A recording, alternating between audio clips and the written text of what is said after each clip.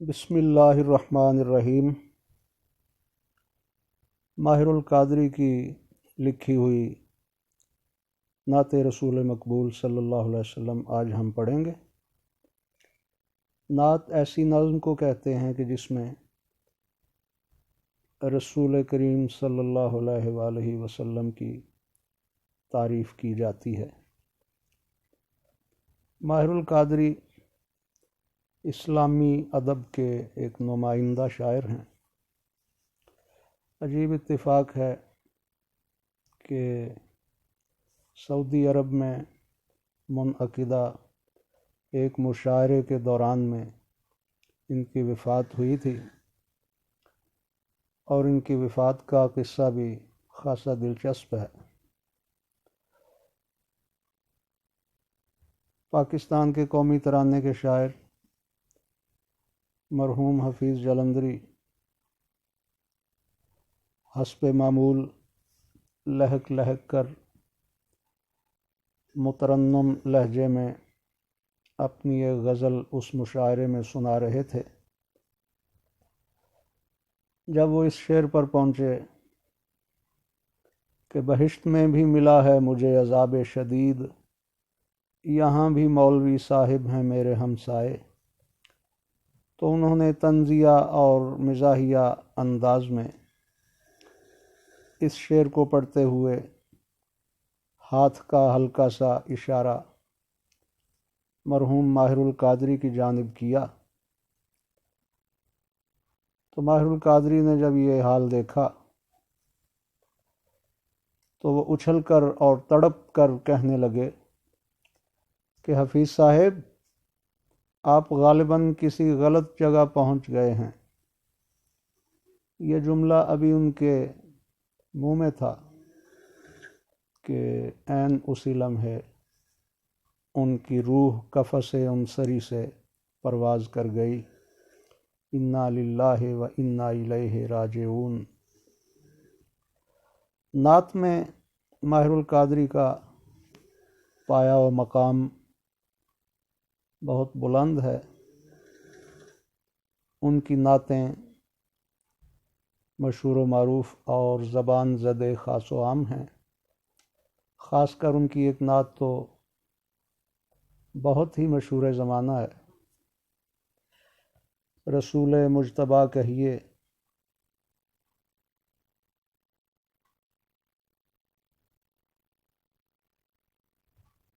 اس کا پہلا مصرع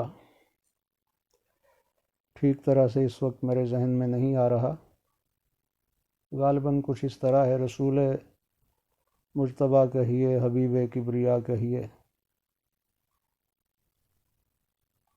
خدا کے بعد بس وہ ہیں، پھر اس کے بعد کیا کہیے۔ اس کے علاوہ بھی ان کے نعتیہ کلام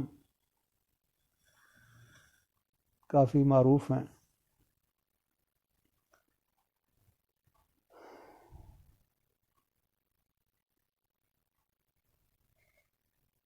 تو نصاب میں ان کی ایک نعت کے منتخب اشعار شامل کیے گئے ہیں جو اس وقت ہمارے پیش نظر ہیں۔ تو مقصد تخلیق ہے، تو حاصل ایمان، جو تجھ سے گریزاں وہ خدا سے ہے گریزاں۔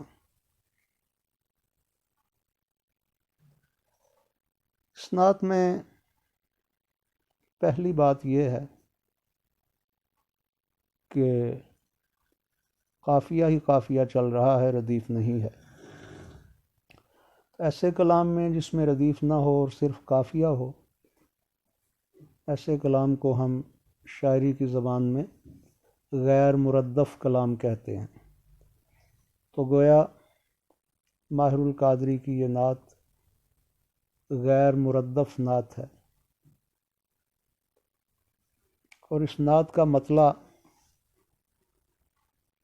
دیکھ کر ہمیں شاعر مشرق حضرت علامہ اقبال رحمۃ اللہ علیہ کا وہ مشہور زمانہ کلام یاد آ جاتا ہے: ہر لحظہ ہے مومن کی نئی شان نئی آن، گفتار میں کردار میں اللہ کی برہان۔ تو علامہ کا وہ کلام اور ماہر القادری کا یہ کلام عجیب حسن اتفاق ہے کہ ایک ہی زمین میں ہیں، ایک ہی بحر میں ہیں، اور دونوں غیر مردف کلام ہیں۔ تو مقصد تخلیق ہے، تو حاصل ایمان،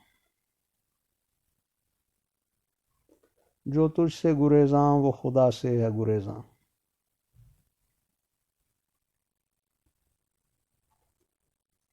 مقصد تخلیق کائنات کو خلق کرنے اور کائنات کے خلق ہونے کا مقصد حاصل ایمان، ایمان کا حاصل، ایمان کا خلاصہ، ایمان کا نچوڑ، ایمان کا لب لباب، جو تجھ سے گریزاں وہ خدا سے ہے گریزاں۔ گریزاں کہتے ہیں گریز کرنے والے کو، بچنے والے کو، دور رہنے والے کو، دلچسپی نہ لینے والے کو، وابستہ نہ ہونے والے کو، دور ہٹنے والا، دور رہنے والا، گریز کرنے والا، اس کو گریزاں کہتے ہیں۔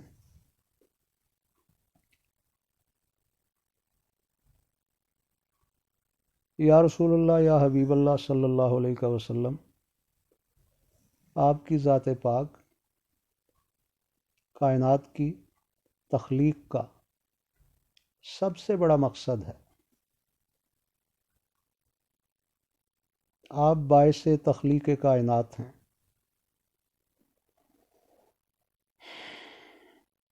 مولانا ظفر علی خان مرحوم کی مشہور زمانہ نعت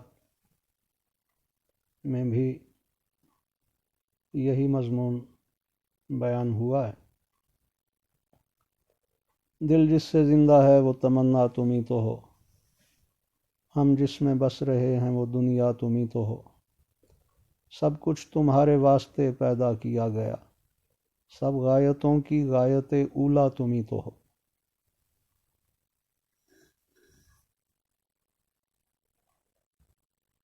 اور حضرت علامہ اقبال بھی یہی بات کہہ رہے ہیں، لوح بھی تو، قلم بھی تو، تیرا وجود الکتاب،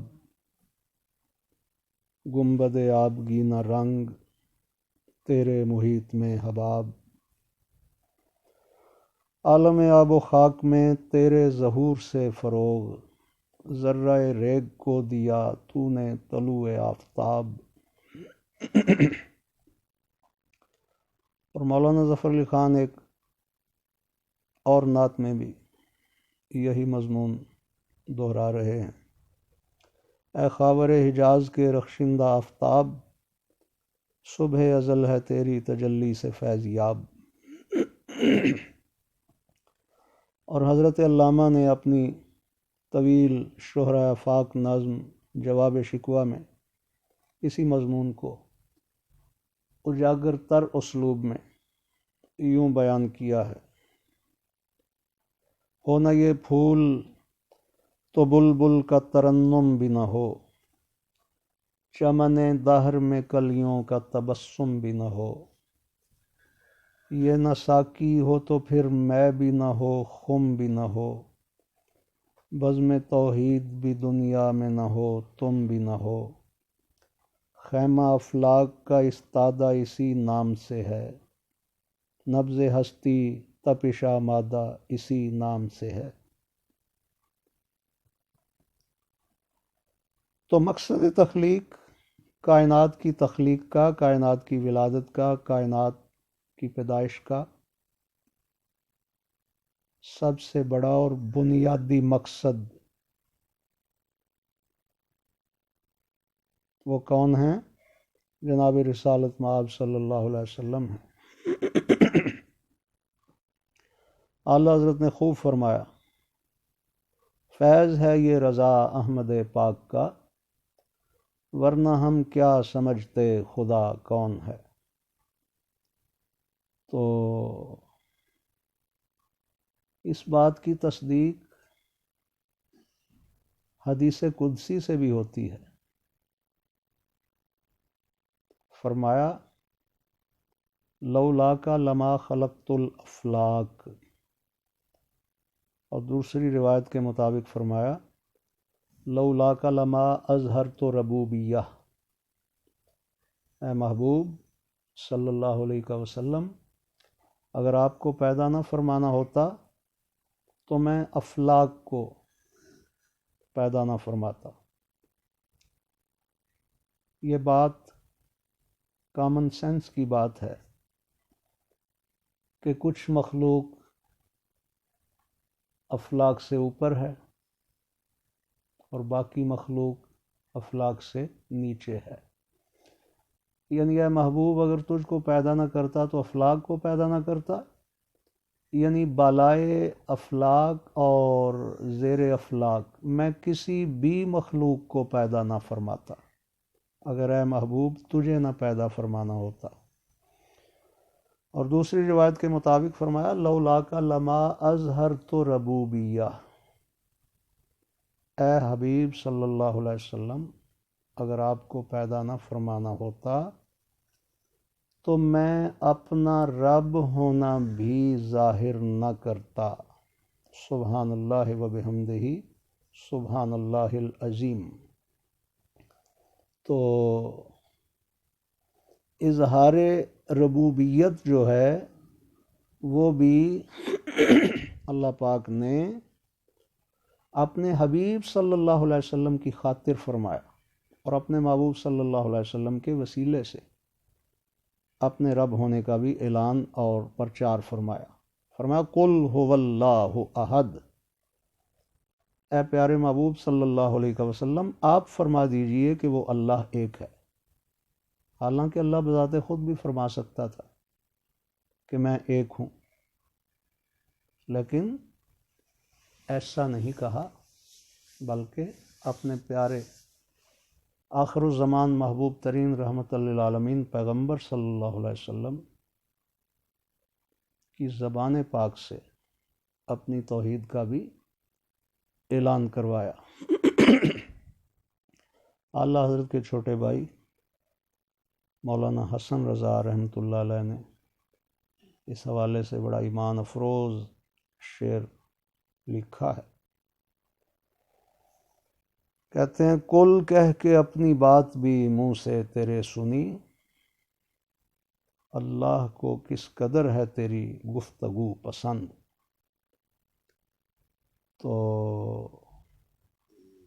حضرت ماہر القادری مرحوم بھی یہی مضمون بیان کر رہے ہیں اپنی نعت کے اس مطلع میں، تو مقصد تخلیق ہے۔ قرآن میں اللہ پاک نے جب اپنا تعارف کروایا تو فرمایا فلا وربک لا یؤمنون حتی یحکموک، پس اے محبوب صلی اللہ علیہ وسلم مجھے تیرا رب ہونے کی قسم ہے کہ یہ تجھے حاکم اعلیٰ اور مختار کل تسلیم کیے بغیر مومن نہیں بن سکتے۔ تو اللہ نے اپنا تعارف بھی اپنی تخلیق اعلیٰ اور اپنی خلقت عظمیٰ کے حوالے سے اپنا تعارف بھی اللہ پاک نے کروایا۔ سلسلہ نقشبندیہ کے شہنشاہ و تاجدار حضور قبلہ سیدنا الشیخ احمد فاروقی سرہندی المعروف مجدد الفسانی علیہ الرحمہ نے مکتوبات شریف میں اسی حوالے سے بڑی ایمان افروز بات بیان فرمائی، جس کا مفہوم یہ ہے کہ فرمایا کہ میں نے تو اللہ کو بھی اس حوالے سے اللہ مانا ہے کہ وہ میرے آقا صلی اللہ علیہ وسلم کا رب ہے،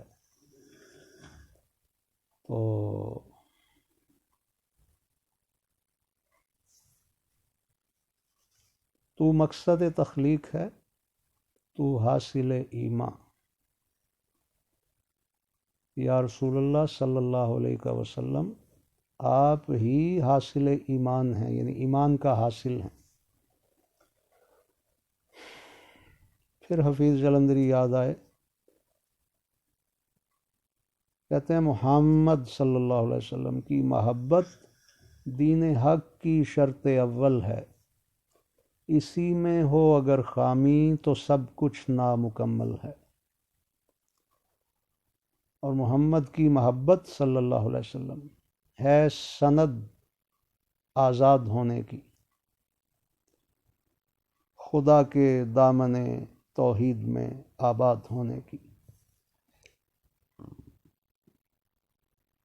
تو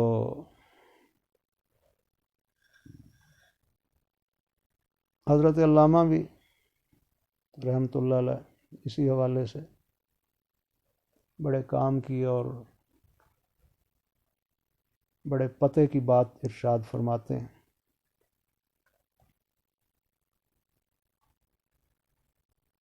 فرمایا مغز قرآن، روح ایمان، جان دین،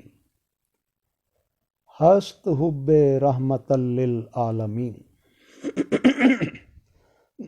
کہ قرآن کا مغز اور ایمان کی روح اور دین کی جان کیا ہے؟ ہست حب رحمت للعالمین۔ ان ساری چیزوں کو اگر ایک نام دیا جائے تو وہ ہے حب رحمت للعالمین، یعنی رسالت مآب صلی اللہ علیہ وسلم کی محبت۔ مولانا ظفر علی خان مرحوم کی مشہور زمانہ ربائی ہے، ربائی کہہ لو، قطع کہہ لو، یا دو اشعار کہہ لو مسلسل۔ بچے بچے کو وہ اشعار یاد ہیں، اکثر تحریر و تقریر میں ان کا حوالہ دیا جاتا ہے۔ فرمایا کہ نماز اچھی، حج اچھا، روزہ اچھا اور زکوٰۃ اچھی، مگر میں باوجود اس کے مسلمان ہو نہیں سکتا، نہ جب تک کٹ مروں میں خواجہ بطحا کی حرمت پر، خدا شاہد کے کامل میرا ایمان ہو نہیں سکتا۔ تو ہمارے آقا صلی اللہ علیہ وسلم کی ذات والا صفات وہ ذات ہے کہ جو کون و مکان کی ہر تخلیق کا مقصد اولین و آخرین ہے، اور آپ کی ہستی مقدس ایمان کا حاصل ہے، ایمان کا خلاصہ ہے۔ جو تجھ سے گریزاں وہ خدا سے ہے گریزاں۔ شاہ عبدالعزیز محدث دہلوی علیہ الرحمہ نے کیا ہی ایمان افروز کلام لکھا ہے۔ یا صاحب الجمال و یا سید البشر، من وجہک المنیر لقد نور القمر، لا يمکن الثناء کما کان حقہ، بعد از خدا بزرگ توئی قصہ مختصر۔ یہ جو آخری مصرع ہے، بعد از خدا بزرگ توئی قصہ مختصر، یہ تو ایسا جانا پہچانا مصرع ہے کہ جو بچے بچے کی زبان پر جاری ہے۔ یاد رہے کہ اسی مصرے سے بعد از خدا بزرگ توئی قصہ مختصر، اسی مصرے کے ایک حصے کو بنیاد بناتے ہوئے لاہور کے ایک نعت گو شاعر طفیل دارا صاحب نے اپنے نعتیہ مجموعے کا نام بھی اسی مصرے سے لے کر رکھا ہوا ہے، بعد از خدا۔ تو بعد از خدا نام کی نعتیہ کتاب طفیل دارا کی ہے۔ تو ماہر القادری کہتے ہیں جو تجھ سے گریزاں وہ خدا سے ہے گریزاں، فدا کا امی و ابی یا رسول اللہ یا حبیب اللہ، آقا ہمارے ماں باپ آپ کے نالائن مقدس پر قربان ہو جائیں، جو بد نصیب آپ سے، آپ کے در سے، آپ کے دربار سے، آپ کی دہلیز سے، آپ کی چوکھٹ سے، آپ کے قدموں سے جو بدبخت اور جو بد نصیب دور رہتا ہے، جو تجھ سے گریزاں وہ خدا سے ہے گریزاں۔ تو وہ بندہ حقیقت میں اللہ پاک سے بھی دور رہتا ہے، اور اللہ پاک کا بھی قرب و وصال اس کو ہرگز کبھی بھی کسی بھی قیمت پر کسی بھی صورت میں نصیب نہیں ہو سکتا جو آپ کے دربار دربار، آپ کے دربار گوہر بار اور آپ کے دربار پر انوار سے گریز کرتا ہے یا دور رہتا ہے۔ اعلیٰ حضرت نے خوب فرمایا، ٹھوکریں کھاتے پھرو گے ان کے در پر پڑ رہو، قافلہ تو اے رضا اول گیا آخر گیا۔ اور شاعر کہتا ہے کہ دین و دنیا میں تمہیں مقصود گر آرام ہے، ان کا دامن تھام لو جن کا محمد نام ہے، صلی اللہ علیہ وآلہ وسلم۔ تو اللہ پاک کا قرب اور اس کی خوشنودی اور اس کی رضامندی حاصل کرنے کے لیے لازمی شرط یہ ہے کہ اس کے حبیب اور اس کے محبوب پیغمبر صلی اللہ علیہ وسلم کے دامن رحمت سے وابستہ ہوا جائے۔ اس کے بغیر کوئی چارہ نہیں، اس کے بغیر گزارا نہیں۔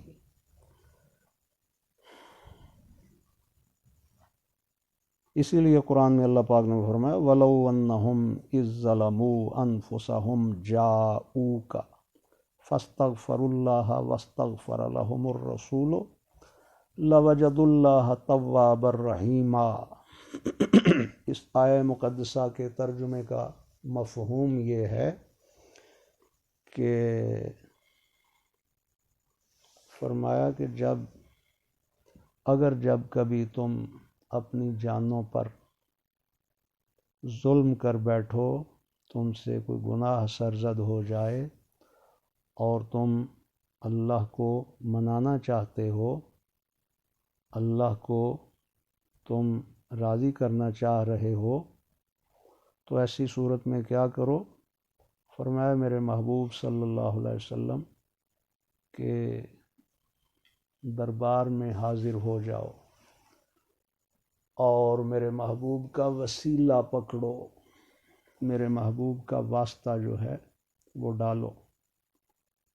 تو میرا محبوب بھی اگر تمہارے حق میں سفارش کر دے، دستے دعا بلند فرما دے، تو فرمایا تم اللہ کو لازمی اور یقینی طور پر جو ہے توبہ قبول فرمانے والا، مہربانی اور شفقت کرنے والا پاؤ گے۔ تو اللہ کو منانے کے لیے، اللہ کو راضی کرنے کے لیے، اللہ سے اپنی توبہ کی قبولیت پر مہر لگوانے کے لیے اور اللہ سے اپنے گناہوں کی معافی مانگنے کے لیے اور اپنے گناہوں کو اللہ پاک کی ذات سے بخشوانے کے لیے سب سے مجرب، آسان ترین اور اللہ پاک کا ریکمینڈڈ جو نسخہ ہے، جو فارمولہ ہے، جو طریقہ ہے، وہ اس کے حبیب صلی اللہ علیہ وآلہ وصحبہ وسلم کا واسطہ ہے اور وسیلہ ہے۔ جو تجھ سے گریزاں وہ خدا سے ہے گریزاں۔ تو اللہ پاک کے محبوب حبیب صلی اللہ علیہ وسلم سے گریز کرنے والا بدقسمت جو ہے وہ اللہ کی اپنی رحمت اور بخشش سے بھی ہر حال میں محروم رہتا ہے، اور ہماری تو حیثیت ہی کوئی نہیں۔ نبیوں نے بھی اپنے اپنے موقع پر اسی نام کا واسطہ دیا، وسیلہ پکڑا، تو ان کی توبہ جو ہے وہ قبول ہوئی اور اللہ پاک ان سے راضی ہوا، اور اس نام کے واسطے اور وسیلے کی برکت سے انبیاء کرام علیہم الصلاۃ والسلام کے درجات کو بھی اللہ پاک نے مزید رفعتیں اور عظمتیں عطا فرمائیں۔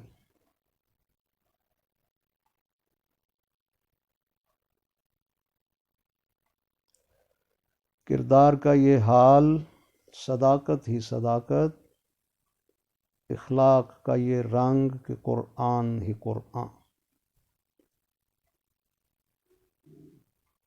صداقت کا مطلب ہے سچائی، صدق سے صداقت ہے، سچائی۔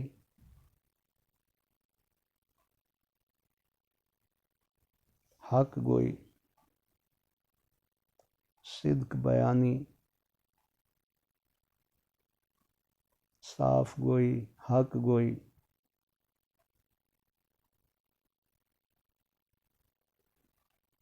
حبیبی یا رسول اللہ، یا حبیب اللہ صلی اللہ علیہ وسلم، آقا آپ کے کردار کی عظمت کا یہ حال ہے، آپ کے کردار کی رفعت کی یہ شان ہے، آپ کے کردار کی سربلندی کا یہ مقام و مرتبہ ہے کہ وہ صداقت ہی صداقت ہے۔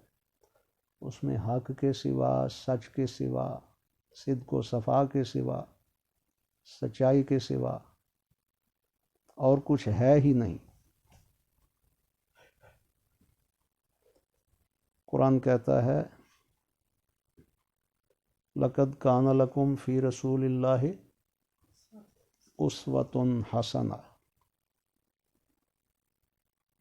تو شاعر بھی یہی بات کہہ رہا ہے، اخلاق کا یہ رنگ کہ قرآن ہی قرآن۔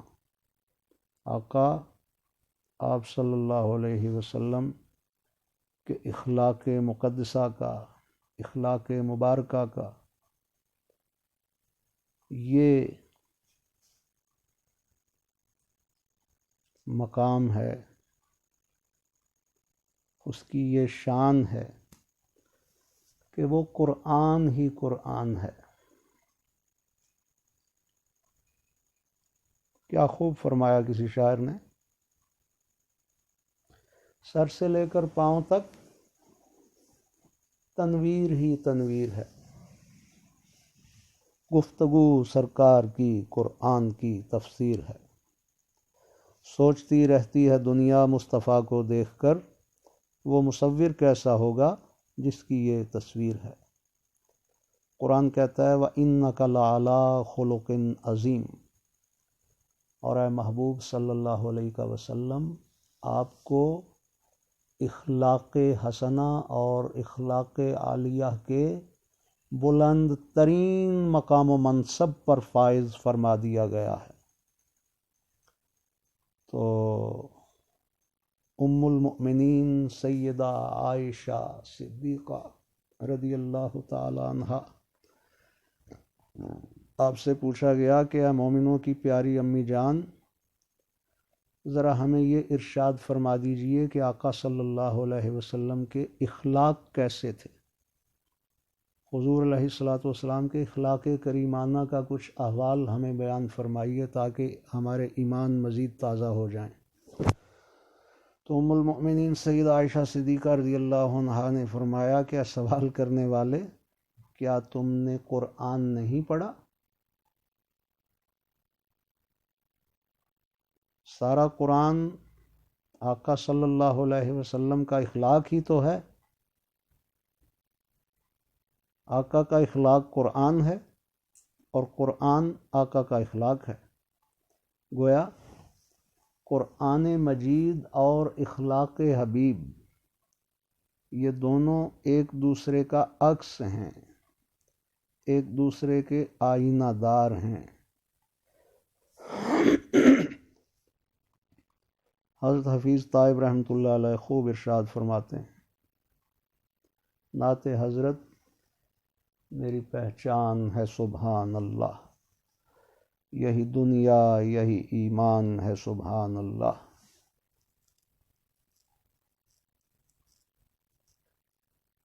جو بنو سعد کے ریوڑ کا محافظ تھا کبھی، دونوں عالم کا وہ سلطان ہے سبحان اللہ۔ یاد ہے بات مجھے عائشہ صدیقہ کی، آپ کا خلق بھی قرآن ہے سبحان اللہ۔ تو آپ کا کردار جو ہے وہ سچائی ہی سچائی ہے۔ قرآن کہتا ہے وما ينطق عن الهوى ان هو الا وحی یوحی، کہ یہ میرا محبوب اور حبیب جو ہے اس کی یہ شان ہے کہ یہ اپنے طور پر میری مرضی کے بغیر، فرمایا یہ بولتا ہی نہیں، اور امر الہی کے اور وحی ربانی کے بغیر یہ لب کھولتا ہی نہیں۔ گویا اس کا بولنا ہی خدا کا بولنا ہے، کلام رسول ہی کلام خدا ہے۔ تو کردار کا یہ حال صداقت ہی صداقت، اور اخلاق کا یہ رنگ کہ قرآن ہی قرآن۔ اخلاق ایسا ہے سبحان اللہ کہ خون کے پیاسوں کو بھی گلے سے لگاتے ہیں، جان کے دشمنوں کے لیے بھی چادر بچھاتے ہیں، اور پتھر مارنے والوں کو، راستوں میں کانٹے بچھانے والوں کو، دوش مبارک پر اجڑی پھینکنے والوں کو بھی دعائے رحمت سے، دعائے ہدایت سے نوازتے ہیں۔